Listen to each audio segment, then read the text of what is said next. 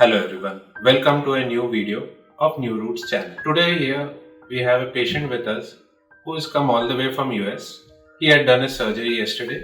We had used the sapphire technique on him, that is a sapphire plate, for making the slits. How was his experience? What was his views and why did he choose this clinic? Hello sir. Hello. How are you? Doing good, thank you. I just have a few questions for you. Why did you choose this clinic right all the way from US and was it worth it? So I had planned to come to Mumbai for this month, so I decided to get the hair transplant done over here. Okay. I have done some research of various clinics in Mumbai, and I was following your Facebook page where I was reviewing all of your videos, and look over there, the natural look on the hair was really inspiring for me to get that. So that's the reason, one of the reasons I chose new hair.